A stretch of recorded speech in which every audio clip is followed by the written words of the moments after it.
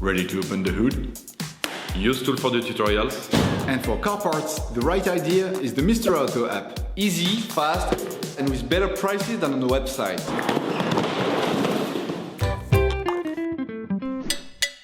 You will find the bulk inner and outer tie rods used in the video exclusively on the Mr. Auto website and through the link in the description. Turn your engine off and pull up the handbrake. To be able to change the inner and outer tie rods on your vehicle, you must lift the front of the car and remove the wheels to gain complete access to the steering system. Loosen the stud bolts on the front wheels. Raise the front of the vehicle and put it in the two-axle stands. We strongly suggest watching the tutorial, raising your vehicle safely before carrying out this step. You will then be able to take off the wheels. Don't forget to slide them under the vehicle. You can now see the outer tie rod end. As the components to be removed are very often seized up, don't hesitate to brush and to use penetrating oil to facilitate the operation. With a marker, trace a line between the axle joint and the tie rod end. It will help later during the disassembly and reassembly process.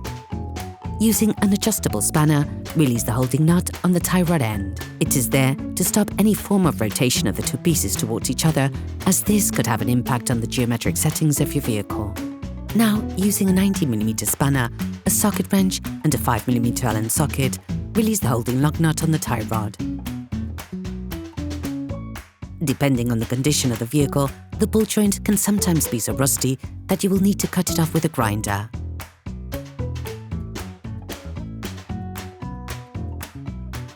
If you don't have a ball joint puller, take a hammer and hit the lock nut hard just at the end of the threading. The ball joint should move away from the pivot. Only tap on the tie rod end pivot if you are changing the tie rod end, otherwise you risk damaging the threading.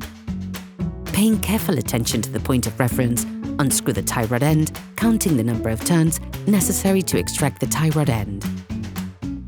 Using calipers, measure the distance between the lock nut and the end of the tie rod axle joint. This will be needed during the reassembly process to get as close as possible to the original settings. Remove the locking ring nut on the tie rod. With pliers, remove the external metallic clip on the protective sleeve of the tie rod axle joint.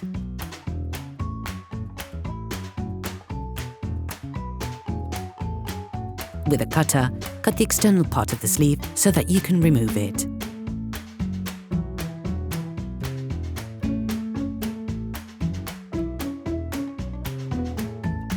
With a flathead screwdriver, remove the internal metallic clip on the sleeve.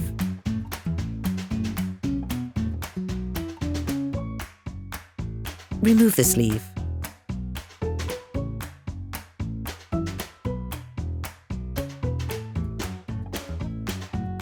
Using a tie rod iron or extractor, a specific tool for carrying out this job, you can now loosen everything without difficulty. To do this, insert the tool up to the fixed part of the tie rod, then, with a socket wrench and a long extender, force it in an anti-clockwise direction. If the tie rod axle joint is equipped with marks, release them using adjustable spanners.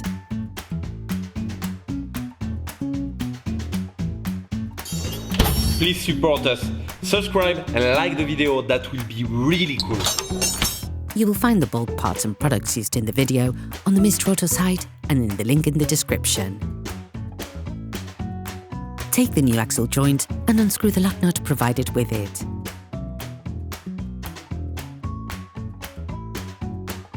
Grease the threading on the new part. Then put in the steering cock housing.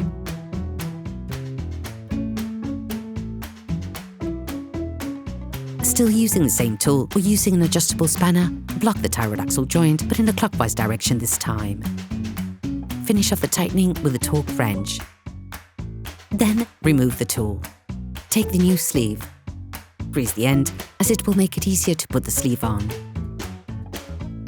We recommend putting screw clips on, as access is really rather difficult when trying to use a specific tool.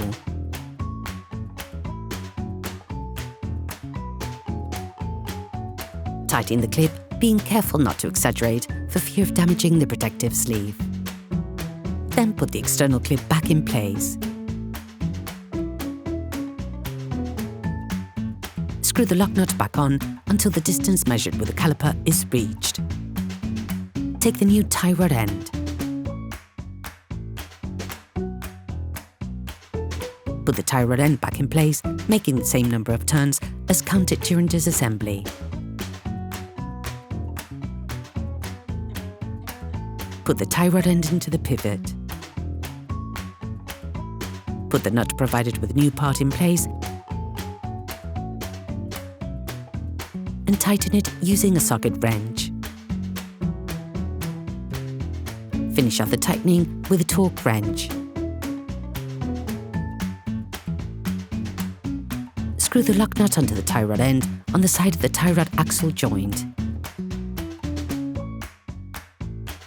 Then you will be able to put the wheels back on your vehicle, putting it back on the ground before properly fixing them in place. During this operation, you will work on the steering system of your vehicle. Checks on tyre alignment, when carried out by a professional, will guarantee that your steering system has been perfectly aligned and is in good working order. Operation completed. Hello, if this video helps you, like and subscribe.